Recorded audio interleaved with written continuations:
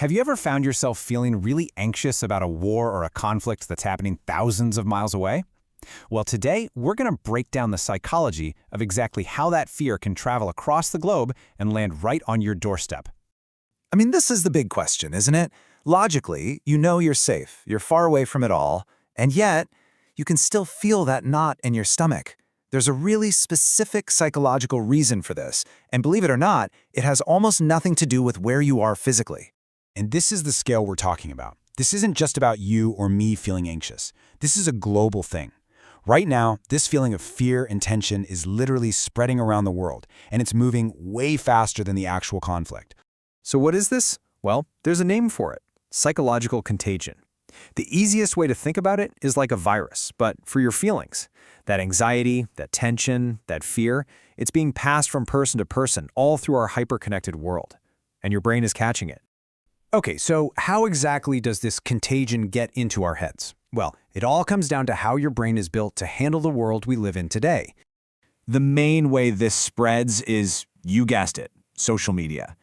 Every single headline, every video clip, every breaking news alert. It's like a giant amplifier for danger signals, and it's beaming them straight to you 24/7. And here's where it gets kind of weird. There's this massive disconnect happening in your brain. On the one hand, the logical part of you knows you're just looking at a screen. You're safe. But there's a much older, more primal part of your brain that just doesn't get the difference. It sees those digital signals and reacts as if the danger is right there in the room with you. So what happens when that part of your brain thinks you're in danger? It does the only thing it knows how to do. It hits the panic button.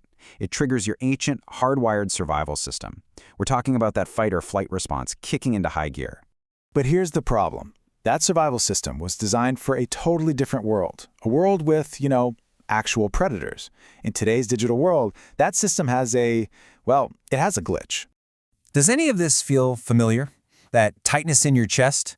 That compulsive need to just refresh your feed one more time? That general nagging feeling of just being on edge? These aren't just vague feelings. They are real, physical symptoms of your survival system being turned on. And the crazy thing is, your brain thinks it's doing a great job. It thinks, okay, danger is everywhere. I need to keep you on high alert to keep you safe. The more you know, the safer you'll be. Or so it thinks. But in reality, it's not actually keeping you safe. It's getting you stuck. It's trapping you in this self-perpetuating cycle, a feedback loop of fear that can be incredibly hard to escape. And this shows the loop perfectly. So, step 1, you see a threat on your screen. Step 2, your brain's survival alarm goes off. Step 3, this makes you feel this urgent need to find out more so you can stay safe. So step 4, you check for more updates, which just exposes you to more digital threats. And boom, you're right back at the beginning of the loop. Okay, this brings us to probably the most crucial takeaway in all of this. The real source of the danger isn't what you probably think it is. That specific headline you just read, that one piece of news, that's not actually the real threat to your well-being. The real danger is the process itself. It's getting trapped and staying trapped in that constant cycle of alert, anxiety, and checking for updates. Just think about what happens to you when you're in that state. Your ability to think critically just plummets. Your emotions are all over the place. You're constantly on the defensive. And this is the real punchline. A brain that's stuck in a state of constant fear is a brain that is far, far more susceptible to being influenced and manipulated.